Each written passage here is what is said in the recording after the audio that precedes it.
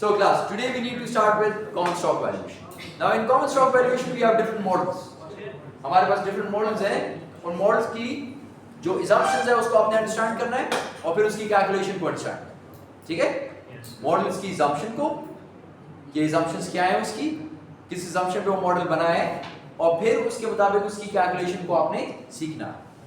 Common stock क्या होता है? सबको पता है?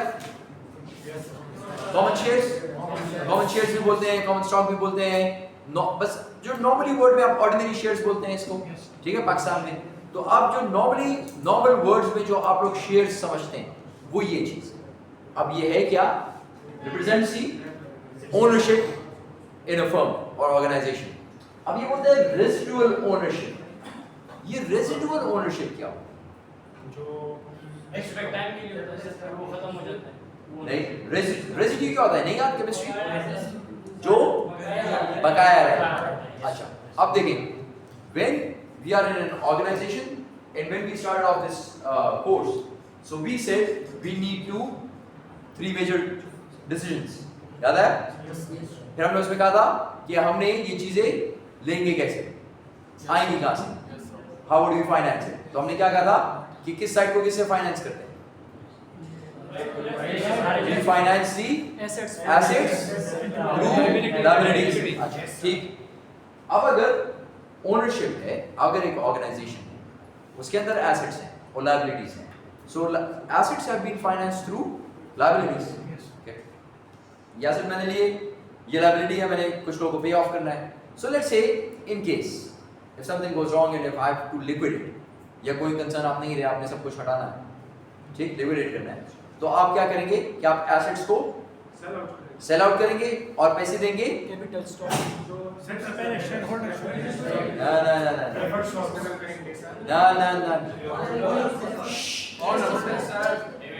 नहीं, गलत. ट्रेडर्स सबसे पहले उनको दें जिस तरह आपने फाइनेंस किया है ना एसेट्स को. आपने एसेट्स को फाइनेंस किया था, हम लोगों ने कहा था कि ठीक है ये सब काम कर रहे हैं और फिर हमने कहा था कि preferred, if you remember definition of preferred stock, कि preferred stock have a preference over the common stock. So इसका मतलब कॉमन स्टॉक इससे नीचे है, कॉमन स्टॉक इससे नीचे है, प्रेफर्ड स्टॉक इसके ऊपर है, ठीक, प्रेफरेंस में. और फिर इससे भी ऊपर है मेरे creditors. So in case if there is liquidation I will have to pay the creditors first. फिर यहां पर भी फिर डिफरेंट आप आगे जाके पढ़ेंगे कि डिफरेंट क्लेम्स होते हैं या डिफरेंट राइट्स होते हैं हमारे. किसी का फर्स्ट राइट होगा उसको पहले देंगे, फिर सेकंड राइट होगा उसको बाद में डिटेल में देंगे. अच्छा, क्रेडिटर्स को देते हैं, उसके बाद प्रेफर्ड, उसके बाद कॉमन स्टॉक. तो कॉमन स्टॉक को सबसे आखिर में जो बच जाए ना. तो केमिस्ट्री में रेजिडुअल क्या होता था, रेजिड्यू क्या होता था, जो रिमेनिंग होता था. So the remaining ownership position in the corporation. Got the idea? Okay, so let's move on. So we actually pay them in the end pro rata share of future earnings after all other obligations of the firm if any remain. Got the idea? Yes. So it is a pro rata. ठीक है, यानी अगर मेरे पास 5 लाख बचे और आप लोग 5 लाख मेरे शेयर होल्डर्स, तो मैं सबको 1-1 रुपए दे दूं. लेकिन अगर मेरे पास 5 लाख बचे और आप लोग 10 लाख मेरे शेयर है, ठीक है, किसी के पास 2 है किसी के पास 5 है, तो पर शेयर कितने पैसे वापस करूंगा? 0.5 प्रो राटा. ठीक है, प्रो राटा मैं दूंगा. Pro rata share of future earnings after all other obligations of the firm if any remain. So after all the obligations are paid off, then you have the right over the organization, you have the ownership on that. Dividends, now dividends, they are paid dividends. Now dividends are paid but may be paid out of the pro rata share of earnings. So if I earn, I'll pay you. If I incur a loss, I might not pay. ठीक है, I will not pay you dividend. मैं नहीं दूंगा, मैं क्यों दूं, मैं क्यों retained earnings की चीजें निकालूं, ठीक है, उसको मैं कहीं और इस्तेमाल कर रहा हूँ. So chances are I won't. So that's why it says may be paid. Dividends may be paid. Once again pro rata. अगर मेरे पास 1 लाख रुपए है और मेरे शेयर जो हैं वो शेयर जो हैं वो 1 लाख है, मैं कहूँगा चलो यार ये 1 लाख में बांट देता हूँ 1-1 रुपए प्रो रटा. और अगर मैं कहता हूँ कि नहीं ये 2 लाख लोग हैं और मैं 1 लाख शेयर डिविडेंड देना चाह रहा हूँ, तो मैं कहूँगा नहीं हर एक को 50 पैसा से, तो फिर जिसके पास जितने शेयर्स है उसको उसके मुताबिक पैसे मिल जाएंगे। किसी के 1000 शेयर है तो मल्टीप्लाई बाय 0.5 उसको वो मिल जाएगा, किसी का सिर्फ 1 शेयर है तो उसको सिर्फ 0.5 मिल जाएगा। ठीक है, so that's how dividends are paid on the basis of out of the pro rata share of earnings. जितनी अर्निंग्स है उसका प्रो राटा बेसिस के ऊपर डिविडेंड्स पे करते हैं। Pro rata share of future earnings, जब सारी ऑब्लिगेशन पेड ऑफ हो जाए अगर कुछ बच जाए तो फिर प्रो राटा शेयर आपका बीच में है of by share holders. So got the idea of common stock, got the idea of common stock. Okay, ये हो गया। अब अगर आपने कोई शेयर लिया, आपने कोई शेयर लिया और मैं आपसे कहूं इसको वैल्यू या आप लेना चाह रहे हैं और मैं आपसे कहूं इसकी मुझे वैल्यू फाइंड आउट करो, या आप कहते हैं मैं शेयर लेना चाहता हूं, आप कहते हैं इसकी वैल्यू दी, तो बॉन्ड का तो बड़ा it was very simple. When you have a bond you will be getting some coupon on it, coupon आपको मिलेगा। ठीक है, कूपन आपको मिलता है तो आप कहते हैं अच्छा यार इतना कूपन मिल रहा है, इतना कूपन मिल रहा है। लेकिन but if you have a share तो डिविडेंड मिलेगा। डिविडेंड कितना है? फिक्स तो नहीं है, हमने कभी थोड़ी पहले कहा earnings, future earnings. Future earnings कितनी होंगी? नहीं पता ना, नहीं पता, तो वो assumptions पे बेस करो। इसका मतलब जितनी भी फ्यूचर में शेयर्स के ऊपर में कैश इनफ्लोज आएंगे वो डिपेंड कर रहा होता है कुछ ना कुछ assumption के ऊपर। I would assume something and then I would find out the value. So what cash flows will a shareholder receive when owning shares of common stock? It will actually assume, I will have to assume it। और पैसे कौन से मिलेंगे? जो कि dividend company announce करेगा, organisation. और फिर एक और भी चीज है ना, एक तो ये है कि डिविडेंड अनाउंस होगा मुझे पैसे मिल जाएंगे, और फिर जिस तरह बॉन्ड का होता था कि at the maturity what will you do? You will get the maturity value back or the maturity value or face value back. Yes. So in case of share, if it's a share, so do you give that share back to the organization? No. नहीं ना, इस तरह तो नहीं होता। So normally what do? You will sell it. You will sell it ना, because it's a going concern, ये तो खत्म नहीं होगा, कंपनी तो खत्म नहीं होगी। लेकिन आप 5 साल, 10 साल, 20 साल अगर आपको चाहिए होगा, so you need to sell it. So when you sell it, you will get some money out of it. आपको वो पैसे मिलेंगे। आपको 2 तरीकों से पैसे मिलेंगे, एक डिविडेंड में, एक फ्यूचर सेल में। बॉन्ड्स में हमने कहा था कि आपको मिल रहा होगा कूपन, और जब वो बॉन्ड का टाइम पीरियड खत्म हो जाएगा, मैच्योर हो जाएगा, तो फिर आपको उसकी फेस वैल्यू और मैच्योरिटी वैल्यू मिलेगी। ये बात क्लियर हो गई? दोनों का डिस्टिंग्विश भी कर दिया आपने और दोनों के लाइक भी दिए। अब प्रॉब्लम ये है कि ये कितने का बिकेगा, इसका डिविडेंड कितना आएगा, हाउ डू आई डिसाइड? बड़ा मुश्किल से काम है ना। ये शेयर कितने का बिकेगा यार फ्यूचर में, या इसके ऊपर कितना डिविडेंड आएगा? So I will have to make some assumptions. So let's talk about that. Now for that we go to what we call as dividend valuation model. हम लोग डिविडेंड की वैल्यू के लिए कुछ मॉडल इस्तेमाल करें। ठीक है, डिविडेंड डिस्काउंट मॉडल भी बोलते हैं इसको।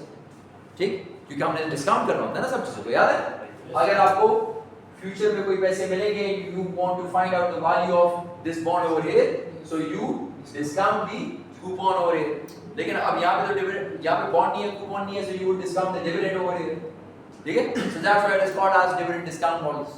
इसको डिविडेंड डिस्काउंट मॉडल्स भी बोलते हैं, डिविडेंड वैल्यूएशन मॉडल बोलते हैं। अच्छा, अब क्या चीज मैं डिस्काउंट करूंगा? जो मुझे डिविडेंड मिलेगा उसको डिस्काउंट करके सिंपल वर्ड्स में। ठीक है, डिविडेंड मुझे मिलता जाएगा, कब कब मिलेगा? नॉर्मली अगर एनुअल है, so I will keep on receiving it annually till the end of time. कब तक जाएगा मुझे नहीं पता। ठीक है, क्योंकि business is a going concern, तो इस वजह से इसका मतलब चलता रहेगा यार ये तो। और अगर मेरे पास शेयर हुआ तो मुझे इसका डिविडेंड मिलता रहेगा, तो मैंने क्या करना है? मैंने इस डिविडेंड को डिस्काउंट करना है। ठीक, डिविडेंड को डिस्काउंट कैसे करूंगा? Whatever is the dividend divide by 1 plus i ratio power of n, यही था ना? अच्छा, अब i, वो जो i की हम बात कर रहे थे, ठीक? सर ये तो एनुटी में नहीं आएगा, ये तो चेंज होता रहेगा। अब यही तो बात है ना कि ये चेंज होगा कि नहीं, ये सारी बातें भी करनी है। ये क्या होगा? ओके, अच्छा, अगर फिक्स हो तो फिर तो एनुटी में आ सकता है। फिक्स होगा तो एनुटी में आ सकता है।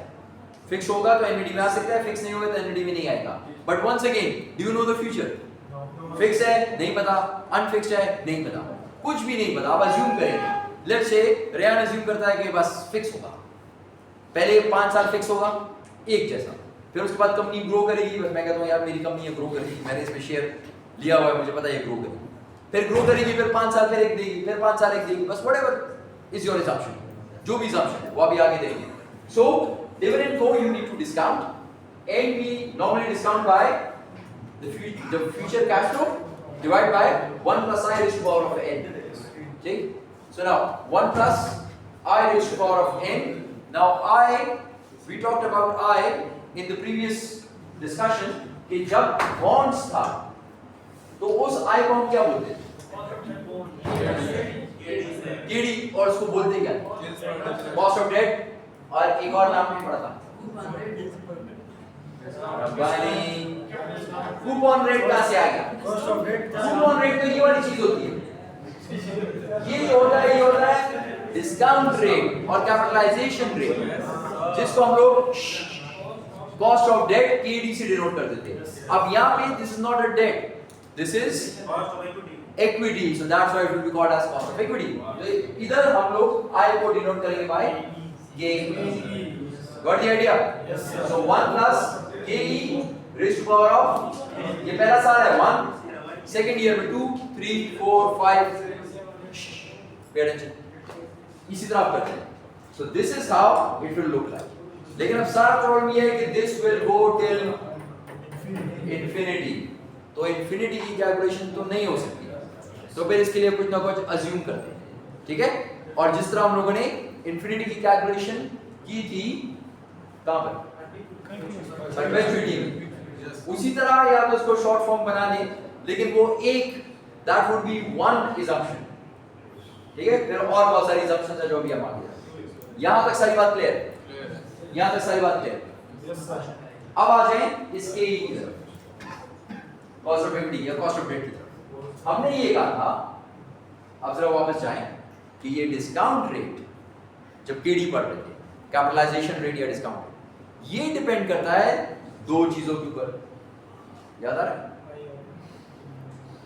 दो चीजों के ऊपर, एक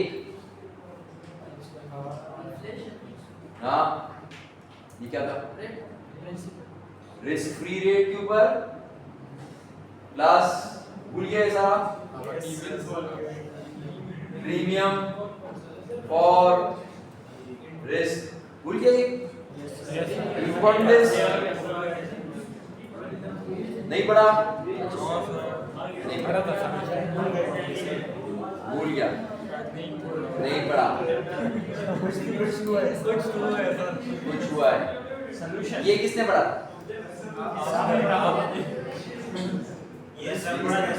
बड़ा है, ठीक, वीडियोस मौजूद हैं, उसमें देख सकते हैं। हमारी गलती है। अच्छा ये क्या था? अब और से देखें, बार बार से देखिए क्या था, इसी को थोड़ा सा डिस्कस करें।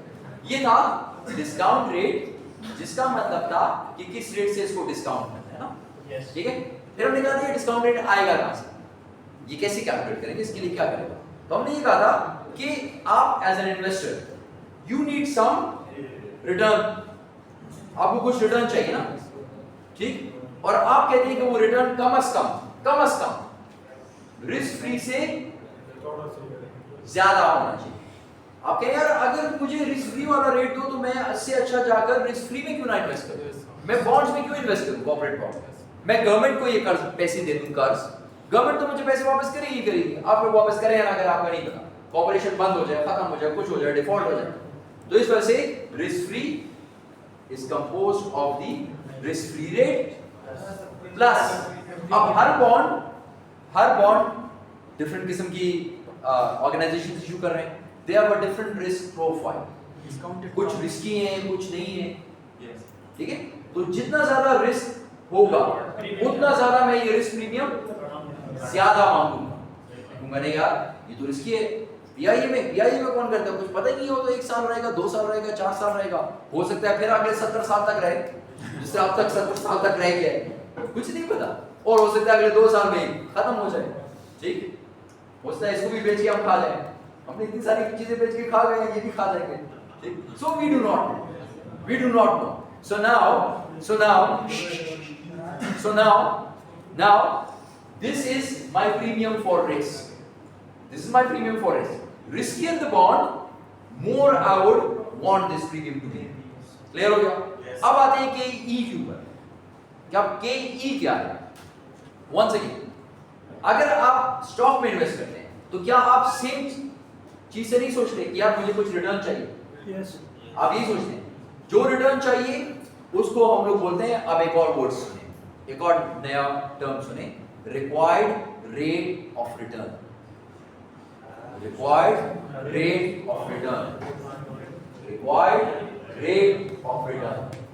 ठीक है? So this required rate of return is what you need as an investor from a particular investment. अगर मैं कहीं पे इन्वेस्ट करता हूं तो मैं क्या चाहता हूं कि इसमें से मुझे कितना रिटर्न आए। ये बहुत सारी बातों पे डिपेंड करेगा। इन्फ्लेशन पे डेफिनेटली डिपेंड करता है कि जितना इन्फ्लेशन है उससे ज्यादा रिटर्न आए मुझे, नहीं तो फिर कोई फायदा नहीं मेरी इन्वेस्टमेंट का। ठीक है? So this KE or anything which I'll be using to value something would take into account my required rate of return। वो मेरे required rate of return को इन अकाउंट लेता है, और जिसका मतलब है कि मैं या इन्वेस्टर कितना रिटर्न चाहता है। ठीक है? क्लियर हो गया? इसको कॉस्ट ऑफ डेट भी बोलते हैं, कॉस्ट ऑफ इक्विटी भी बोलते हैं, इसको रिस्क भी बोलते हैं कि रिस्क फ्री प्लस प्रीमियम भी बोलते हैं, इसको रिक्वायर्ड रेट ऑफ रिटर्न भी बोलते हैं कि आप लोग कितने पैसे चाहते हैं कि यहाँ से ले। आप ये चाहते हैं कि वो रिस्क फ्री से ज्यादा हो तो रिस्क फ्री प्लस प्रीमियम हो। क्लियर हो गया सब? सारा क्लियर? सारा क्लियर? ओके, अब उन डिस्काउंट मॉडल्स की तरफ जाते हैं कि वो क्या है। अभी हमने सिर्फ ये देखा कि ये क्या होना चाहिए, अभी हमने ये देखा। अब देखते हैं वो मॉडल्स कौन कौन से। जी क्वेश्चन। कूपन रेट और ये जो डिस्काउंट रेट है इसमें रिस्क वाला कौन सा होता है? देखें हमजा एक बार फिर समझा, बहुत दफा समझा चुके, एक बार फिर समझा। कूपन होता है जो जिससे आपने बॉन्ड लिया, ऑर्गेनाइजेशन जिसने इशू किया, वो आपको इसके ऊपर कितने पैसे देगा एज इंटरेस्ट। ठीक है? वो आप उससे ले रहे हैं, वो पैसे आप उससे लेंगे एज कूपन, वो कूपन। फिर आप जब इसकी वैल्यूएशन करने लगते हैं तो उसके लिए आपको चाहिए होता है एक डिस्काउंट रेट या कैपिटलाइजेशन रेट, जो आप कहते हैं कि इस बात पे डिपेंड करता है कि मैं इस इन्वेस्टमेंट से कितना रिटर्न लेना चाहता हूं। ठीक है? अब क्या ऑर्गेनाइजेशन इस तरह कर सकता है कि आपको एक कूपन दे, एतजाज को, दाऊद को एक कूपन दे, सिकंदर को अलग कूपन दे? इस तरह तो नहीं होता। कूपन रेट तो स्टेटेड होता है बॉन्ड के ऊपर। ये बॉन्ड है, यहां पे स्टेटेड होगा N और यहां पे स्टेटेड होगा इसका कूपन, स्टेटेड होगा कि इतना इस पे कूपन मिलेगा। अच्छा, अब दाऊद मार्केट में जाता है ये बॉन्ड खरीदने, लेट्स से ये दाऊद ये बॉन्ड खरीदना चाहता है, तो दाऊद अपनी कैलकुलेशन करता है। दाऊद कहता है यार मुझे ये ऑर्गेनाइजेशन इतना रिस्की लगती है, रिस्क फ्री ये रेट है, तो दाऊद कहता है डिस्काउंट रेट इतना होना चाहिए। दाऊद एक डिस्काउंट रेट डिसाइड करता है और डिवाइड करता है और वैल्यू करता है, और बॉन्ड को वैल्यू करता है और कहता है इसकी कीमत आज के दिन होनी चाहिए 845 रुपए। अब आप देखेंगे वो मार्केट में कितने का बिक रहा है। अब अगर वो 840 का बिक रहा है तो दाऊद कहेगा गुड चांस, 5 रुपए ये भी कमा लूंगा और भी कमाऊंगा, कूपन भी कमाऊंगा उससे। मेरे हिसाब से 845 का बॉन्ड होना चाहिए, लेकिन 840 का मिल रहा है तो ये 5 रुपए और एक्स्ट्रा भी कमा लूंगा, तो मेरा जो रिक्वायर्ड रेट ऑफ रिटर्न है उससे ज्यादा कमाऊंगा। Got the idea? Got the idea? Okay. इसी तरह शेयर भी है, उसमें भी सेम हिसाब है, लेकिन प्रॉब्लम ये है कि इसका ये जो डिविडेंड है ये कंफर्म नहीं है। इसके लिए आपको कोई ना कोई डिविडेंड वैल्यूएशन मॉडल इस्तेमाल करना पड़ेगा। अब देखते हैं डिविडेंड वैल्यूएशन मॉडल कितने किस्म के हो सकते। Okay, adjusted dividend valuation model. The basic dividend valuation model adjusted for the future stock sale would look like this। ये बेसिक मॉडल, यानी जो बेसिक जो अभी तक से हमने थियरी पढ़ी, आपने जो बातें की वो ये है कि जो भी डिविडेंड आए उसको डिस्काउंट कर दें। 1 plus KE required rate of return, your investors required rate of return, risk power of whatever is the term n जो भी है। अब यहाँ पे पहला साल का डिविडेंड तो डिवाइड बाय 1, अगर दूसरे साल का डिविडेंड डिवाइड बाय 2, तीसरे साल का डिविडेंड डिवाइड बाय 3, ये कर देंगे आप और आखिर में डिविडेंड भी मिलेगा और साथ साथ जो आप उसको बेचेंगे तो वो पैसे भी मिलेंगे, ठीक है? जब भी आप उसको बेचेंगे वो पैसे भी मिलेंगे। सर ये ये प्राइस एक एडजस्टेड डिविडेंड वैल्यूएशन मॉडल है जो कि इस तरह नजर आ रहा है। ये एक बेसिक मॉडल है। अब इसके अंदर हम चेंजेस करते हैं, हम देखते हैं कि इसके अंदर क्या क्या assumptions हम देंगे। सर ये प्राइस जो ये हमारे पास आफ्टर मार्केट में भी नहीं जो हमें जो कंपनी मिलेगी वो वाली। अच्छा, अब देखें, अगर मैं कहता हूं कि इससे मुझे कोई पैसे आएंगे इस शेयर से, तो वो शेयर को मैं क्या करूंगा? बेचूंगा। किधर? मार्केट में बेचूंगा, क्योंकि ये शेयर वापस तो इस तरह भी हो सकता है। Have you heard about call back? Company कर सकता है ना, तो अगर कर सकता है तो वो भी पॉसिबल है, लेकिन ये बहुत रिमोट चांस होता है कि कंपनी कॉल बैक करेगा। ज्यादातर चांस यही है कि अगर मुझे पैसे चाहिए तो मैं इसको उठाकर मार्केट में बेच दूंगा। So it's actually that price for which I will be selling it in the market. ज्यादा चांस यही है, नहीं तो कॉल बैक का भी चांस है। ओके जी, रहा सर ये डिस्काउंट जो रेट है सर ये बॉट के प्राइस पे रहता है, जो इसलिए हम बॉट खरीदते हैं सर, उस पे अप्लाई होता है सर। डिस्काउंट जो रेट है वो हर उस इन्वेस्टमेंट पे अप्लाई होता है जिसमें आपको पैसे मिले कुछ टाइम बाद फ्यूचर में और आप उसकी वैल्यू आज के दिन जानना चाहते हैं, प्रेजेंट वैल्यू जानते हैं। तो जब भी आप किसी चीज की प्रेजेंट वैल्यू फाइंड आउट करेंगे of a future cash flow, you will need a discount rate. You will need a discount rate, simple as. जी क्लियर? जाओ आगे। Okay, so let's start. By the way, why don't you switch the AC on before you come here to the class? इसको पहले से on कर। ये on करते class से पहले बिजली महंगी हो गई। So बिजली महंगी हो गई, what do you do then? You go to solar panel, alternative source of energy। और हम उस दिन एक और क्लास में बात कर रहे थे कि अगर if I move to alternative source of energy और मैं कहता हूँ कि बिजली महंगी है, कोल जलता है या न्यूक्लियर पावर स्टेशन हम लगाते हैं जो कि पाकिस्तान में नहीं है, जैसे हमने तो बस एटम बम बना के रख दिया है, ठीक, उसको बैठ के देखते हैं कि रोज मौजूद है कि नहीं। उससे हमने कुछ नहीं किया, वैसे बाय द वे कुछ भी नहीं किया। अब लोगों से बिजली बना रहे हैं, लोगों से और भी बहुत सारे काम कर रहे हैं, हम कुछ नहीं कर रहे। अच्छा, लेट्स से हम कहें कि हम कोल से बिजली नहीं बनाते, हम डैम्स नहीं बनाते, हमारा एनवायरनमेंट खराब होती है, दरख्त काटना पड़ता है, पहाड़ काटने पड़ते हैं ताकि रिजर्वॉयर बनाओ, ब्ला ब्ला ब्ला। तो लेट्स यूज अल्टरनेटिव सोर्स। आप कहते हैं सोलर पैनल सर कुछ भी नहीं करता, बस लगाए और तार लगाए और कर दे। मैं कहता हूं बिल्कुल अच्छी बात है। सोलर पैनल कैसे बनेगा? नहीं, solar panel itself, panel sir हम तो ये काम नहीं करते। नहीं पता? No idea at all? अच्छा, इसका जो मटेरियल है, चले लेट्स से इसका जो भी मटेरियल है, अब keep things simple. Silicon by the way इस्तेमाल होता है, लेकिन चल let's say keep things simple. इसका कोई मटेरियल है, तो क्या वो मटेरियल बनाने के लिए आपको दोबारा इंडस्ट्री नहीं लगानी पड़ेगी? जब दोबारा इंडस्ट्री लगाएंगे उससे दोबारा स्मोक नहीं बनेगा, पोल्यूशन नहीं होगा। सर ये तो बहुत पैनल बैलेंस क्या है? क्या है? इंपोर्टेड आइटम है सर। इंपोर्टेड आइटम, तो कोई तो बना रहा है, वो तो एनवायरनमेंट को डैमेज कर रहा है। उनका एनवायरनमेंट अच्छा, अब उनका एनवायरनमेंट हो, Ali is a very good point. ये तो उनका एनवायरनमेंट है। आपको पता है कि जो लाभ वो बेसिकली यहाँ पे अभी स्टार्ट हो जाएगा, अभी आजकल हाँ स्मॉग स्टार्ट हो जाएगा। अभी आज भी सुबह आपने देखा होगा तो इट वाज हेजी, अब ऐसा ऐसा ही शुरू हो जाएगा, मतलब ना धूप होगी ना बादल होगा, वो अजीब सा होगा। उसमें गर्मी भी लगेगी आपको, उसमें गर्मी तो लगेगी क्योंकि वो बादल तो नहीं है, वो धूप तो नहीं है, वो वाला तो नहीं जहाँ मरी जाते हैं और वो एकदम, इट्स नॉट दैट, वो सारा डस्ट है जिसने रोका हुआ है सन की एनर्जी लाइट को, तो वो स्मॉग आपको खराब कर रहा है। तो ना आपको सनलाइट दे रहा है, रोक रहा है, तो आप सोलर पैनल भी नहीं इस्तेमाल कर सकेंगे आप, क्योंकि सनी नहीं होगा, ठीक, वो भी आपकी बिजली खराब, ऊपर से एनवायरनमेंट भी खराब। अब ये जो लाहौर में जो बेसिकली वहां पे स्मॉग बहुत होता है और बहुत खराब किस्म का, ठीक, इतना खराब कि when you go out and you breathe in, you will feel it going from your nose to your lungs. आपको लगता है कोई चीज जा रही है, गंदी जाओ के अंदर जा रही है। You can literally feel it. That's why they use mask. वो कहां से आया?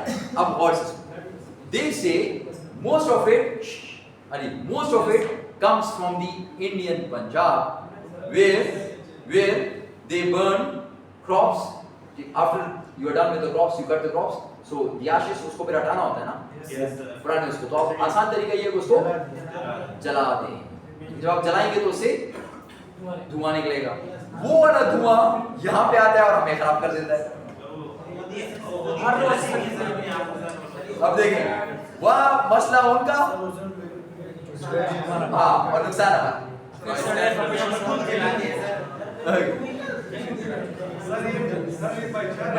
वो इस तरफ है ना, हवा का प्रेशर तो वो इस तरफ आएगा, इस तरफ नहीं जाएगा।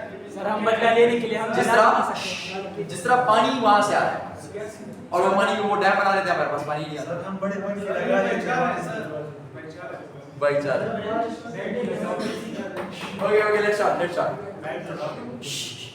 स्टार्ट। अब हमने कहा कि कुछ assumptions करनी पड़ेगी। अब वो assumptions कौन सी है? Basically 3. Dividend valuation model requires a forecast of all future dividends. The following dividend growth rate assumptions simplify the valuation process. So now we make these assumptions. हम कहते हैं चलो यार डिविडेंड को वैल्यू करना है, assumption लेते हैं। कौन कौन सी assumption? Constant growth। बस सबसे आसान। इस साल जो डिविडेंड है अगले साल से थोड़ा सा ज्यादा होगा, कुछ एक रेट निकालना, और फिर अगले साल से ज्यादा, फिर ज्यादा, बस एक आप कहते हैं इस तरह ग्रो करेगा। बट जरा थोड़ा लॉजिकल सोचिए, इस तरह हो सकता है कि इस तरह कोई चीज ग्रो कर नहीं पॉसिबल ना। इतनी ऑर्गेनाइजेशंस थी over the years we have seen. हाँ आइडियल केस हो सकता है, लेकिन जरा थोड़ा हिस्टोरिकल देखें, कितनी ऑर्गेनाइजेशंस थी जो पहले बहुत अच्छी थी और अब उनका IBM कितनी है जो एग्जिस्ट कर रही है, हो सकता है, लेकिन वो कितनी है? क्या वो सारी है? वो 1 2 5 10 20 बस, दैट्स इट। हाँ मतलब कहीं पे तो उसकी ग्रोथ रेट में फर्क आएगा ना, हो सकता है कभी कम हो जाए, हो सकता है एग्जिस्ट करे अभी लेकिन पहले बहुत तेज हो, फिर कम हो जाए, फिर ज्यादा हो जाए, फिर कम हो जाए, फिर ज्यादा हो जाए। So this would actually is not a good idea. फिर वो कहता है एक और assumption देते हैं, नो ग्रोथ एट ऑल, जो है वही, बस वो कह रहा है बस जो एक डिविडेंड है बस वही रहेगा, डिविडेंड ग्रो नहीं करेगा, dividend will not grow at all. Third, अब दिस इज मोर रियलिस्टिक, अब ये सुनिए, इट्स मोर लॉजिक। वो कहता है इसके डिफरेंट फेजेस, वो कहता है पहले 5 साल इतने ग्रो करेगा, फिर उससे अगले 3 साल इतना ग्रो करेगा, फिर उससे अगले 2 साल इतना ग्रो करेगा, तो वो फेजेस में ग्रोथ को बताता है। सो दीज आर 3 डिफरेंट, और ये कैलकुलेशन किस में ज्यादा है भाई, क्योंकि आपके पास ज्यादा। So these are 3 different assumptions which we'll be using for valuation of common stock. Got the idea class? Yes sir। आसान? ये सबसे आसान है, नो ग्रोथ, कोई भी ग्रोथ नहीं है। अगर ग्रोथ नहीं है तो उमर उज़ैर, अच्छा उज़ैर, अगर वो बाकी नाम याद है, पिछला पहला नाम याद है, ओके उज़ैर, अगर नो ग्रोथ है तो इसका मतलब हर साल dividend will be almost constant ना, सेम होगा ना, ग्रोथ ही नहीं कर रहा। तो अगर डिविडेंड हर साल सेम है तो वो क्या बनेगा?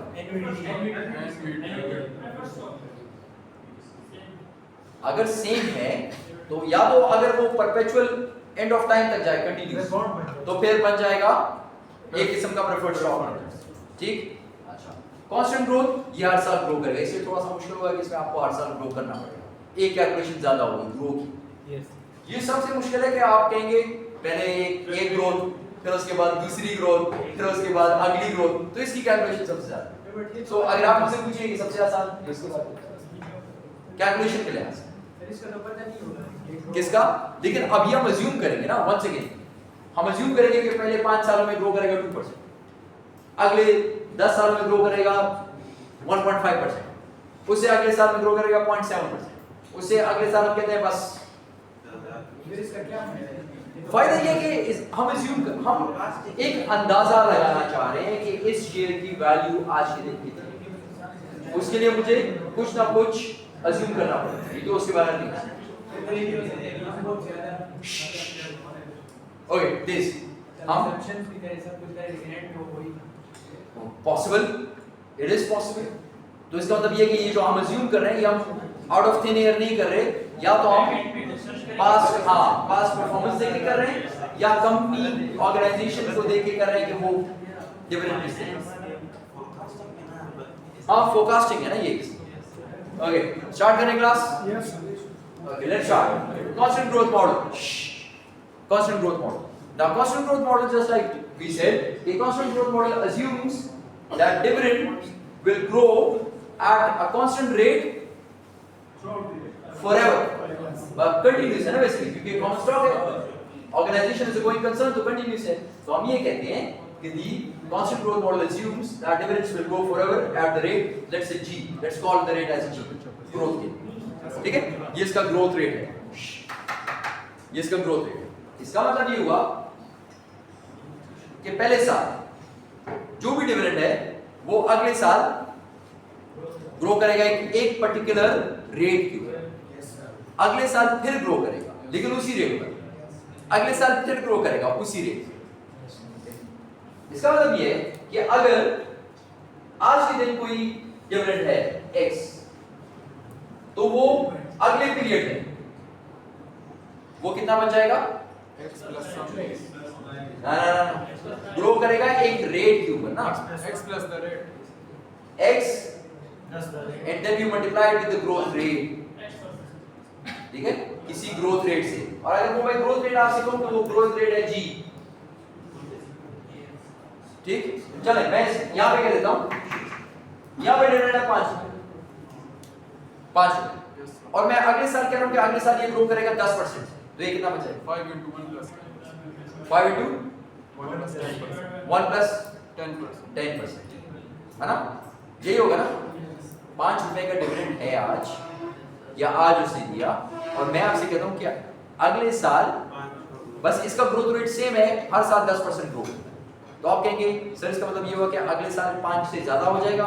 कितना ज्यादा होगा, 10%, तो 10% 5 का निकालें, which is equal to 0.5 ये होगा, और जो 5 पहले है तो इसका फॉर्मूला क्या बनेगा कि x into 1 plus g, yes सही है, पुराना डिविडेंड into 1 plus g, तो पुराना डिविडेंड को हम डिनोट करते हैं बाय d नॉट, 0 ना, टाइम 0, तो d0 d नॉट और multiply by 1 plus g, growth rate हो गया।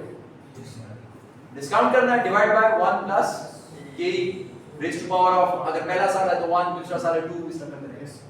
नेक्स्ट ईयर आ गया, अब नेक्स्ट ईयर जब आ गया तो आपका पहला जो डिविडेंड था वो d नॉट से ग्रो करके बन गया d1, अब d1 को ग्रो करना है, सो d1 into 1 plus g, एक तो तरीका ये है, या दूसरा तरीका ये है, वही d नॉट में लिख दूं और 1 plus g raise to power 2 कर दूं।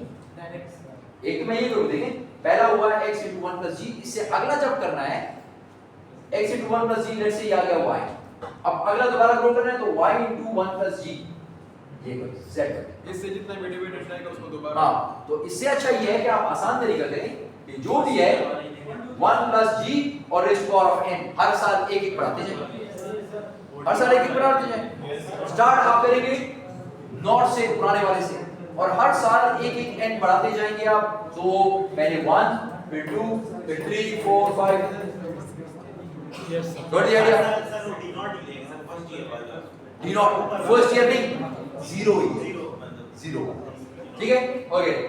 अब अगर इसको ये जा रही है टिल इंफिनिटी, सर 0 वाला जो है ये प्रेजेंट है, मतलब 0 वाला प्रेजेंट का, अब अगर ये जा रहा है टिल इंफिनिटी तो इसकी कैलकुलेशन कौन करेगा यार, इंफिनिटी पर, वंस अगेन ये भी नहीं हो सकता, तो इसका शॉर्ट फॉर्म मैथमेटिकली इसका शॉर्ट फॉर्म ये निकल आया, which is equal to d1 divided by k, which is your required rate of return या cost of equity, plus g, which is your growth rate, minus g, which is your growth rate, ठीक है। ये आप करेंगे तो आपके पास आपका constant growth model निकल। आपको मैंने कहा था कि ये सबसे आसान, ठीक है, सबसे आसान, simple, d1 divided by k minus g, बस सबसे आसान। ये आपका वैल्यूएशन मॉडल है, बस अप टू इंफिनिटी होगा ना ज़ैर, क्योंकि इंफिनिटी से कम तो मैं कर नहीं सकता, क्योंकि business is a going concern, तो डिविडेंड भी मुझे मिलता रहेगा जब तक बिजनेस है। तो बिजनेस तो मैं कहता हूं कि बस चलता रहे, तो फिर इसका मतलब डिविडेंड भी चलता रहेगा, तो वो इंफिनिटी है, इंफिनिटी तक कैलकुलेशन होती नहीं है। तो अगर आपको याद हो परपेचुइटी में हमने ये काम किया था, ठीक है, तो वही काम हमने यहाँ पे भी कर दिया, ठीक। लेकिन यहाँ पे ग्रोथ रेट इजाफा की एक एक्स्ट्रा चीज आ गई, वहां पे सिर्फ क्या था कि d1 डिवाइड बाय k, यही था ना, अब यहाँ पे माइनस g ग्रोथ रेट, ठीक। इसकी एक एग्जांपल करते हैं and then we move on to the next one. इसको करके ब्रेक करते। ओके लेट्स स्टार्ट जी, एग्जांपल देखेंगे। Stock CG has an expected growth rate of 8%. Now once again what's your name? Afraz. अब देखिए अफराज हम एक दफा फिर चीजें assumptions पे लेंगे। इसका जो ग्रोथ रेट है सबसे पहले वो आपने एज्यूम किया हो, तो इसका मतलब जरूरी तो नहीं है कि यही हो, क्या पता अगले साल कोरोना आ गया और चीजें खराब हो गई और बस जीरो हो सकता है ना, वॉर शुरू हो गई, तो क्या ये ग्रोथ रेट यही रहेगा? सो इट इज एज्यूम, ये assumptions की बेस पर है, ये डिविडेंड ग्रोथ मॉडल जितने भी हैं ये सारे के सारे एज्यूम हैं कि ये इस तरीके से जाएगा तो ये वैल्यू होगी, ठीक है जी। सर ये ग्रोथ रेट जो रिक्वायर्ड रेट ऑफ रिटर्न है, ये ग्रोथ रेट के अकॉर्डिंगली चेंज होता रहेगा ना, मतलब जिस तरह वो चेंज होता रहेगा इस तरह required rate of return change होता रहेगा, क्योंकि अगर कांस्टेंट रहेंगे तो फिर तो वही रहेगा। देखिए इस मॉडल में हमने यही अज्यूम किया है कि ग्रोथ रेट कांस्टेंट नहीं, ठीक है। Okay class, let's continue.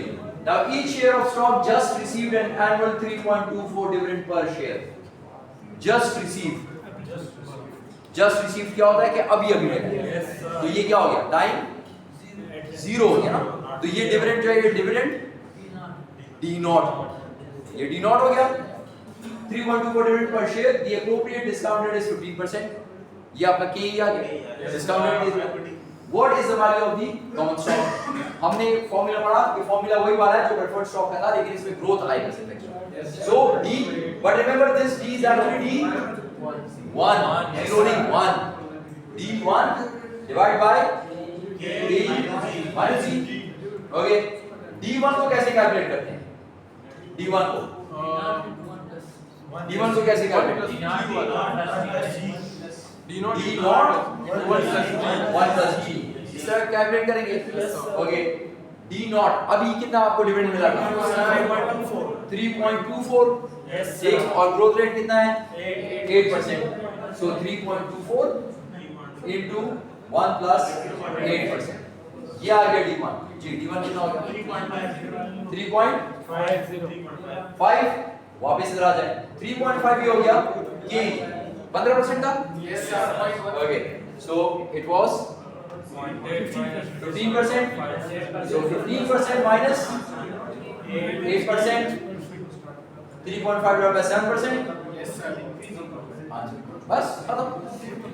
ये सबसे आसान constant growth model is the easiest of all. हाँ जी, लो ग्रोथ वो शायद इससे भी आसान हो, वो शायद इससे भी बोले इससे भी आसान हो, इसमें जी भी नहीं, यस सर, जी भी चला गया, मैंने आपसे कहा ये सबसे आसान, ये सबसे आसान। उसके बाद ये वाला जी एक एक्स्ट्रा कैलकुलेशन, लेकिन फिर जो फेजेस है वो फिर ओके 2 minutes break, 2 minutes.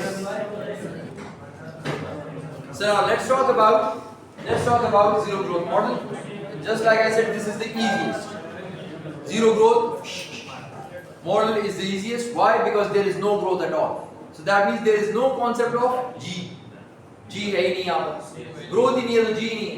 जब G नहीं है तो बस तो सिंपल बात हो गई ना कि यानी आज जो डिविडेंड दिया इस साल, अगले साल भी वही होगा, और इससे अगले साल भी वही होगा, और इससे अगले साल भी वही होगा, अप टू इंफिनिटी सेम होगा। तो अब जरा वापस जाएं और उसको देखें जो हम लोगों ने बात की थी परपेचुअल बॉन्ड की। ये परपेचुअल बॉन्ड में आपको एक इंटरेस्ट मिल रहा है और हर साल वो इंटरेस्ट सेम है और फॉरएवर है। तो उसका फॉर्मूला क्या था आपके पास? I डिवाइड बाय KD, अभी भी सेम चीज है, लेकिन यहाँ पर I नहीं है, कूपन नहीं है, यहाँ पर क्या है, डिविडेंड है, डिवाइडेड बाय KE। क्या ये डिविडेंड ग्रो करता है? नहीं। तो अगर मैं यहाँ पे 0 लिखूं या 1 लिखूं या 25 लिख दूं या 134 लिख दूं, सब सालों में सेम। सब सालों में सेम। तो बस कोई भी एक डिविडेंड उठा के लिख दे और divide by KE, you will get the answer. लेकिन आपने जो इससे पहले फॉर्मूला किया था उसमें आपने क्या लिखा था? D1। So in order to make things simple for you, इसको भी D1 लिख दे ताकि आपको याद हो कि हर एक में D1 डिवाइड बाय समथिंग, तो आसान हो जाएगा ना। आपको याद होगा हर एक में D1 डिवाइड बाय समथिंग। लेकिन अगर यहाँ पे मैं D1 लिखूं या D0 लिखूं, कुछ भी लिखूं, वो सेम है। Got the idea? Yes, sir. Okay, so let's do a question on it, then move on to the. Okay, stock ZG has an expected growth rate of 0%. Each share of stock just received an annual 3.24 dividend per share. The appropriate discount rate is 15%. What is the value of the common stock? Growth rate is 0, so this is zero growth model. Zero growth model है तो simple D1 divided by KE, ठीक है? अब अगर ये growth model होता तो आप क्या करते कि 3.24 डिविडेंड जो है आज है, तो D1 को फाइंड आउट करने के लिए D0 multiply by 1 plus G करें। लेकिन यहाँ पे अगर आप 1 प्लस G करेंगे G0 तो सेम आ जाएगा, ठीक है? सेम वही 3.24 आता है। तो इसको सिंपल कैलकुलेशन कर लें, 3.24 divide by KE is 15%, you get the answer 20.6।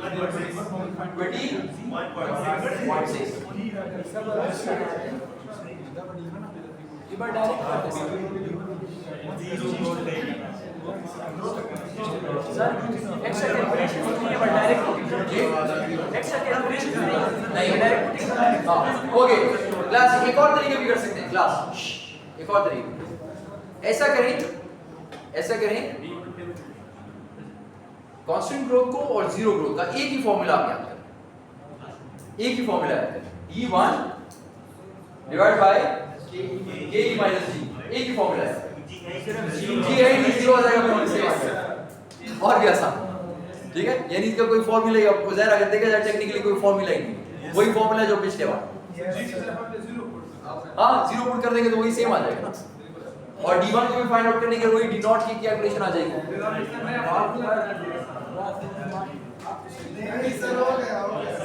Okay, अब काम की चीज की तरफ, ग्रोथ फेजेस मॉडल। अब इसमें एक बात याद रखिए, जितने ज्यादा ग्रोथ के फेजेस उतनी ज्यादा कैलकुलेशन। तो अगर एग्जाम में 5 ग्रोथ के फेजेस तो 5 कैलकुलेशन, 3 ग्रोथ के फेजेस 3 कैलकुलेशन। अब करना क्या है, हर फेज का एक पोर्शन बनाना है और उसको सॉल्व, ठीक? So the growth phases model assumes that dividends grow for each share will grow at 2 or more different growth rates, ठीक है? Yes, 2 और more, कम से कम 2 या फिर 2 से ज्यादा। यानी एग्जाम में या तो 2 ग्रोथ फेजेस होंगे या फिर 2 से ज्यादा। ये बात भी क्लियर हो गई? अच्छा, अब आगे देखिए, अब वैल्यू कैसे फाइंड आउट? लेट्स से ये मेरी टाइम है 0, यहां से स्टार्ट हुआ। मैं कहता हूं पहले 5 साल तक एक जैसा ग्रोथ होगी, 1 2 3 4 5। इस 5 साल तक ग्रोथ रेट जो है वो सेम है 5%, ग्रोथ रेट सेम है 5%। फिर अगले 5 साल तक एक और ग्रोथ रेट है 3%, यानी 5 से 6 7 8 9 10, यहां पे एक और ग्रोथ रेट, फिर थर्ड एक और ग्रोथ रेट, फोर्थ एक और ग्रोथ। तो आपको हर फेज का एक ग्रोथ रेट गिवन है, उसके मुताबिक उस फेज की कैलकुलेशन करेंगे और फिर नेक्स्ट फेज, जितने भी फेजेस आपको क्वेश्चन में गिवन। आखिर में नॉर्मली वो क्या करता होता है कि आखिर में कांस्टेंट ग्रोथ कह देता है, कहता है बस उसके बाद नॉर्मली क्वेश्चंस, जरूरी नहीं हर बार, लेकिन नॉर्मली आखिर में वो कहता है कि बस इसके बाद एक ही ग्रोथ रेट से जाएगा, ठीक है? Got the idea? So this is what this question will look like. अब इस क्वेश्चन को एक को सॉल्व करते हैं ताकि हमें पता चले कि कैसे ये हो सकता है। Note that the second phase of the growth phases model assumes that dividends will grow at a constant rate G2. अब देखिए वो वही बात कर रहे हैं ना कि आखिर में सेम ग्रोथ रेट से जाता है, यानी पहला तो जो ग्रोथ रेट है वो कुछ ग्रोथ रेट था G1, लेकिन इसके बाद जो सेकंड फेज का है वो आपको ग्रोथ रेट नहीं दे रहा, वो कह रहा है इसके बाद कांस्टेंट हो गया। तो अगर इसके बाद अगर मैं इसको कांस्टेंट नहीं करता और दूसरा भी आपको एक ग्रोथ रेट देता हूं, जैसे मैंने थोड़ी देर पहले कहा 5% एंड 10%, और फिर तीसरा एक और ग्रोथ रेट दे दूं 15%, और फिर अगला 20%, तो आपको फिर और कैलकुलेशन ज्यादा करनी पड़ेगी। लेकिन याद रखिए अगर इस तरह मैं आपको डिफरेंट ग्रोथ रेट्स देता जाऊं यस सर, तो फिर तो वो कभी भी खत्म नहीं होगा, क्योंकि स्टॉक है ना, स्टॉक कभी खत्म नहीं होगा। आखिर में मुझे कांस्टेंट ग्रोथ को लगाना पड़ेगा ताकि आपसे कह सकूं कि इसके बाद ये कांस्टेंटली ग्रो करेगा टिल इंफिनिटी, यानी ये काम मुझे करना पड़ेगा, otherwise it does not make any sense. फिर तो मैं 100 साल के लिए आपको ग्रोथ रेट देता रहूंगा कि पहले 10 साल इतना, फिर अगले 20 साल इतना, फिर अगले 50 साल इतना, फिर अगले 100 साल इतना, तो फिर मैं क्या बैठ के हजारों साल इंफिनिटी साल तक आपको ग्रोथ रेट दूंगा? Not possible. So I will have to give you a constant growth at the end. ये बात भी क्लियर हो गया? ठीक, हर एक ग्रोथ फेज जो है वो एक कैलकुलेशन, Yes, sir. जितने ग्रोथ फेजेस उतनी कैलकुलेशन। कैलकुलेशन स्टार्ट करें? Yes, sir. Okay, let's start the calculation. Excuse me sir, आपका जी हाँ, इसको पहले हटा दें। क्या हुआ?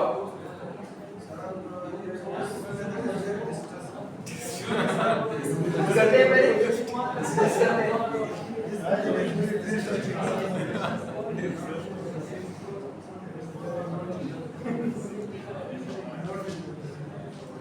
मी सर, जी जी 4-5 साल से फॉर्मूले से इफेक्ट ट्रांसफॉर्मेशन होगी सर। नहीं, देखिए Rehan, once again depending on the question, क्या वो आपको 4-5 साल इस तरह बता रहा है, यानी वो आपको 1 साल बता के अगला कंटिन्यूस कर दे। तो अगर अगला कंटिन्यूस भी करे तो इसका मतलब 2 ग्रोथ फेजेस ना। हमने थोड़ी देर क्या पहले क्या पढ़ा था? The growth phases model assumes that dividends for each year will grow at 2 or more, तो 2 या 2 से ज्यादा। तो पहले मैं आपको बताऊं कि 10 साल तक एक ग्रोथ और उसके बाद फॉरएवर सेम ग्रोथ, तो फिर तो वो कंटिन्यूस सेम ग्रोथ वाला, कांस्टेंट ग्रोथ वाला। तो यानी पहले एक ग्रोथ फिर कांस्टेंट, ठीक है। और अगर मैं कहूं नहीं, पहले 5 साल एक ग्रोथ फिर 4 साल एक ग्रोथ, तो 2 ही हो गए, और फिर थर्ड कहूं कि सेम, तो फिर 3 हो गए। ठीक, क्वेश्चन करते हैं तो थोड़ा और ज्यादा क्लियर हो जाएगा, क्वेश्चन करेंगे तो क्लियर हो जाएगा।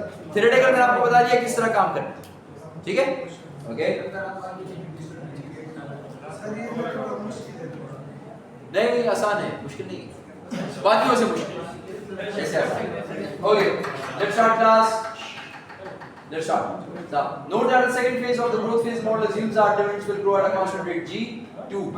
We can rewrite the formula. अच्छा, अब उसने class pay attention, ये formula था class pay attention. Okay, ये formula था, ये एक growth phase के लिए, जितने growth phases आपको देगा उसके लिए आपने इस तरह का formula बनाया। ये क्या है? Sin D not into 1 plus G divided by 1 plus K। पहले year 1, फिर अगर अगले साल जाएंगे तो year 2, यहाँ पे भी 2 आ जाएगा, यहाँ पे भी 2 आ जाएगा। अगले साल जाएंगे year 3, तो जितने सालों का वो आपको देगा मॉडल उतने साल तक आप ये करेंगे। प्लस अगला फिर आपको कहेगा अगले 5 सालों के लिए फिर एक ग्रोथ रेट, सेम यही काम करेंगे, ठीक। और आखिर में अगर वो आपसे कहेंगे टिल इंफिनिटी, तो फिर वहां पे टिल इंफिनिटी, और इस जगह पर फिर आपको वो कांस्टेंट ग्रोथ वाला फॉर्मूला लगा देना है। तो इसका मतलब ये हुआ कि ये फॉर्मूला इस तरह बनता है कि आखिर में आपके पास कांस्टेंट ग्रोथ रेट वाला आ जाएगा। क्लियर है? क्लियर है? फाइनल फार्मूला ये, फाइनल फॉर्मूला ये है, ठीक। इसको सॉल्व करते हैं तो थोड़ा और क्लियर हो जाएगा, ठीक है? एक दफा सॉल्व करते हैं, clear. Stock GP has an expected growth rate of 16% for the first 3 years. पहले 3 सालों के लिए 16%, और उसके बाद के लिए the first 3 years and 8% thereafter। अब इसका क्या मतलब हुआ कि जो नेक्स्ट ग्रोथ है वो इंफिनिटी तक चलेगा। इसका मतलब आपके पास ग्रोथ फेजेस कितने हैं? 2। इसने कहा था ना 2 या 2 से ज्यादा, तो बस ये 2 वाला आ गया, ठीक है। एग्जाम हो सकता है एग्जाम में या जो बुक में क्वेश्चन उसमें 3 फेजेस दे दिया, पहले एक, फिर दूसरा, फिर तीसरा, ठीक है।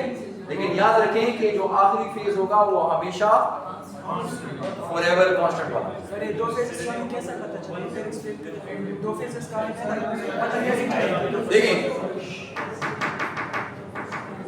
क्लास मुनीब 2 फेजेस का कैसे पता चलेगा? देखें आपको वो साफ साफ बताएगा कि पहले कुछ सालों के लिए कोई ईयर्स बताएगा, 5 साल डिविडेंड ग्रो करता है 10%, ये हो गया एक फेज। फिर आपसे कहेगा इसके बाद अगले 20 सालों के लिए डिविडेंड ग्रो करता है 5% से, ये सेकंड फेज हो। फिर आपसे कहेगा और इसके बाद यानी थर्ड की बात कर रहे हैं, डिविडेंड ग्रो करता है 7% के लिए फॉरएवर या इंफिनिटी या देयर आफ्टर, जो उसने वर्ड इस्तेमाल किया। इसका मतलब वो वाला आ गया इंफिनिटी वाला, वो आखिरी वाला। तो इसका मतलब ये 1 2 3 हो गए। तो आपको साफ समझ आ जाएगा कि ये कितने फेज 2 फेज जी। हम क्वेश्चन कर रहे हैं, वी स्टार्ट करते हैं। Okay let's start. So 16% for the first 3 years, यानी यहां पर पहले 3 सालों के लिए 0 1 2 3 ये एक फेज आ गया, और इसके बाद फॉरएवर। बस 2 फेज हो गए, एक फेज ये, एक फेज ये। अब सही है बोलिए रेहान, सही है 2 फेज का। सर ठीक है, जब हम 3 पुट करेंगे ऐसा हर अब देखते हैं ना, अब इसको टाइम फेज के हिसाब से देखते हैं ना कि इसको मैं क्या, इसको मैं नंबर ऑफ इयर्स क्या पुट करूंगा, n कितना आएगा अभी देखते हैं, ठीक। Okay let's start. Each share of stock just received an annual 3.24 dividend per share, ये क्या चीज है? जस्ट रिसीव्ड, अभी डी नॉट, यहां पर D not is 3.24, okay, dividend per share, the appropriate discount rate is 15%, K E 15%, सही। पहले phase में ग्रोथ रेट कितना है? G 1 16% और G 2 8%। बस सारी चीजें आ गई, ओके। अब इसको फॉर्मूले में पुट करेंगे बेटा। सर टाइम से क्या करोगे? टाइम, अच्छा टाइम करते हैं ना, कर रहे हैं आइस। फॉर्मूले में पुट करते हैं। फॉर्मूले सबको याद है क्या था? ओके वेल, आपने वैल्यू फाइंड आउट करनी है फॉर शेयर्स कॉमन स्टॉक। पहली चीज हमारे पास आएगी D nought 1 plus G 3 years T है सर।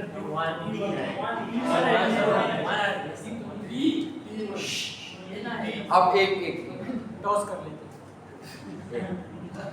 होल्ड ऑन, वो कह रहे 1 आएगा, वो कह रहे n आएगा, वो कह रहे मैं बताता हूँ कि आपको। देखिए पहले साल जो मुझे डिविडेंड मिला, अभी आज के दिन वो जो मुझे डिविडेंड मिला मुझे 3.24। अब आप कह रहे हैं कि इस 3.24 का अगले साल क्या बन जाएगा, तो अगले साल कितना हो गया 1, लेकिन अभी एक पूरा हुआ।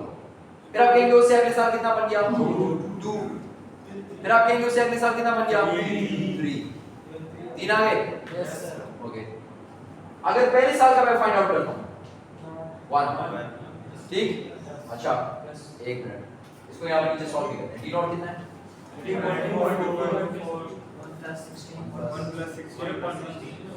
1 पहला फेज, दूसरे फेज का नहीं 16% raise to power of 1 divide by, अब ये d1 बन गया, डिवाइड बाय 1 प्लस ये e raise to power of 1। ये पहले साल का है ना, तो इसको 1 से करूंगा। पहले साल का तो 1 से करूंगा, तो 1 प्लस के कितना है 15% रेज़ टू पावर 1। ये बात क्लियर है? ये हो गया पहले साल का। अब जरा इस क्वेश्चन को देखें, इस फॉर्मूले को, ये कहता है समेशन, सम ऑफ, यानी पहला फेज कितने साल तक है? 3 साल तक। ये तो आपने फाइंड आउट किया किस साल के लिए किया? पहले के लिए। इसी तरह दूसरा और फिर तीसरा।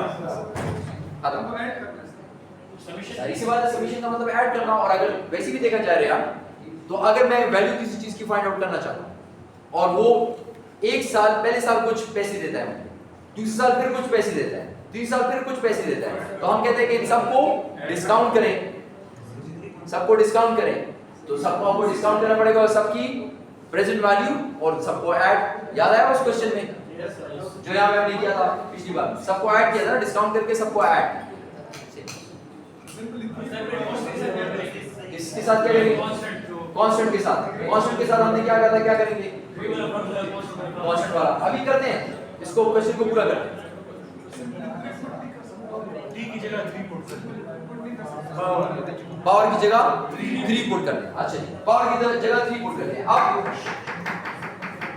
अब एक और काम, रेयान कहता है कि सर ये तो आप एक एक करेंगे और फिर उसके बाद 3 सालों तक है तो आप 3 पुट करेंगे, ठीक है?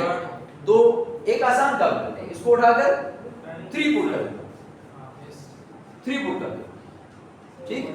अब असल में ये हो क्या रहा है इस टाइमलाइन पे देखिए, टाइमलाइन मैंने बनाई है, इस टाइमलाइन पे देखिए। पहले 3 साल तक इस तरीके से ग्रो कर रहा है, वो ग्रो कर रहा है 16 इयर्स के लिए पहले 3 साल। उसके बाद जो है इंफिनिटी तक 8% पे। तो इंफिनिटी का फार्मूला तो हमने पढ़ लिया था, हमने कहा चलो यार इंफिनिटी का आसान फार्मूला है d1 divide by a minus g, रखेंगे वही g, लेकिन g को ठीक है कर देंगे, सही है, ये हो गया। अब लेकिन अब ये जो पहला वो है, ये जो पहला फेज है, इसमें साल 3। पहले साल का जब मैंने किया तो मैंने रेज़ टू पावर ऑफ 1 लिखा, ठीक है? जब सेकंड साल करूंगा तो उसका लिख दूंगा रेज़ टू पावर ऑफ 2। जब थर्ड साल करूंगा तो उसका कर दूंगा रेज़ टू पावर ऑफ 3। तो इसका मतलब ये है कि मुझे 3 करने पड़ेंगे। अब 3 को करने के लिए रेयान कहता है कि इसको कर दे रेज़ टू पावर ऑफ 3। अब क्या अगर मैं इसको जब रेज़ टू पावर ऑफ 3 करूंगा तो ये मुझे क्या देगा? तीसरे साल की वैल्यू देगा। तीसरे साल की वैल्यू रेयान वो मुझे देगा। अगर मैं इसको रेज़ टू पावर ऑफ 3 कर दूं ना तो ये मुझे देगा तीसरे साल की वैल्यू। मैं जितना भी यहाँ पे रेज़ टू पावर करता रहूंगा वो मुझे उस साल के डिविडेंड पे ले जाएगा। उस साल के वो मुझे ये करके नहीं देगा कि वो इन सबको ऐड कर दे, ठीक है? फिर इसका मतलब ये है कि एक और काम करते हैं, पहले सबके d फाइंड आउट कर दें। पहले सबके d फाइंड आउट कर दें, ठीक है? d1 d0 into 1 plus g1 raised to power of 1, फिर d2 d0 into 1 plus g1 raised to power of 2। इस तरीके से भी कर सकते हैं। हर साल सेम फिगर रख दें, जिससे मैंने आपको थोड़ी देर पहले बताया था ना, ये सबको d0 रख दें और वहां पे वैल्यूज ज्यादा कर दें तो कैलकुलेशन आसान हो जाएगी, गलती का चांस कम हो जाएगा। तो आप क्या करेंगे कि ये 3.24 इसमें आपने इस्तेमाल किया, अगले में आप इस्तेमाल करेंगे 3.76 रेज़ टू पावर ऑफ 1 होगा, लेकिन 3.76 होगा। तो आसान तरीका फिर ये कर लेते हैं कि सबको यहाँ पे d0 सबको सेम रख लेते हैं और ये कर लेते हैं कि यहाँ पे रेज़ टू पावर ज्यादा करते हैं, तो कैलकुलेशन आसान हो जाएगी, मतलब गलती का चांस कम हो जाए। आंसर सेम आएगा। आप उस तरीके से करें, इससे करें, आंसर सेम, क्योंकि पावर जब 2 हो जाएगी तो 2 बार हो गया, पावर जब 3 हो जाएगी तो 3 बार हो गया, ठीक है? 3 बार कंपाउंड हो गया, तो बात एक ही आएगी। Okay, so this is the first one. The second one then would be d, either you write 1 over here and say 1 plus g1 raised to power of 1, or you write d0 and 2, या इस तरह, सही है? Okay, let's say हम d0 लिख के करते हैं ताकि गलती का चांस हमने कहा कम से कम है। कैलकुलेशन स्टार्ट करें, कैलकुलेशन करें सारी, कैलकुलेशन चेक करें, कैलकुलेशन चेक करें क्लास की ओनली ऑफ 2 मिनट्स, सही है? अच्छा, अब आते हैं वो आखिरी वाली कैलकुलेशन की तरफ, d4 की तरफ। d4 कहां पे था? इसके बाद वाला, इसके बाद वाला D4 की तरफ आते हैं। D4 मुझे क्यों चाहिए? वो कांस्टेंट वाले के लिए चाहिए। अच्छा, कांस्टेंट वाले के लिए चाहिए। कांस्टेंट वाले के लिए मुझे चाहिए D4। D4 को कैलकुलेट करने के लिए D3 ग्रो करता है ना? Yes sir. D3 ग्रो करेगा तो D4 बनेगा। सो D3 into 1 plus G। तो यार ये क्यों नहीं किया? अभी तो मैं आपसे कह रहा था कि simple D0 1 plus G1 raised to power of 4 कर दूं। Because of phase difference. So phase Because of phase difference. Time phase growth phase. दो सर डिविडेंड चेंज हो जाएगी। ना, एक और चीज चेंज हो रही है। सर ये कांस्टेंट क्या चाहिए सर पहले वाला सर ग्रोथ चेंज हो रही है। ग्रोथ चेंज हो रही है। अगर ये ग्रोथ रेट सेम रहता तो मैं इसको यहाँ पे सिंपल D0 लेके 1 plus G raised to power of 4 कर देता। तब तो सेम है, लेकिन यहाँ पे तो चेंज हो रहा है। इस वजह से मुझे D3 लेकर 1 plus G2 raised to power of 1 एक साल के लिए ग्रो कर रहा है। इसका आंसर आ गया ये। और अब इसको डिवाइड बाय एक ओके, ये भी क्लियर हो गया? क्लियर हो गया? ठीक। Okay, present value of cash flows इस तरीके से भी आप लोग फाइंड आउट कर सकते हैं। इसको नेक्स्ट क्लास में फिर टेबल्स के थ्रू अब आपकी मर्जी, आप जिस तरह करना चाहते हैं, टेबल करना चाहते हैं, फॉर्मूला करना चाहते हैं, ये सारा फिर नेक्स्ट क्लास में देख लेंगे। Finally get the balance. So let's complete this question in the next class. Next class ये complete हो गया तो we will only have yield, वो जो yield के क्वेश्चन आपके आए थे YD वो कर देंगे आप। और उसके बाद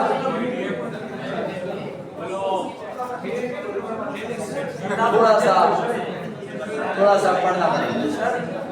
आप मुझे बजट आस्ते आस्ते करेंगे सर।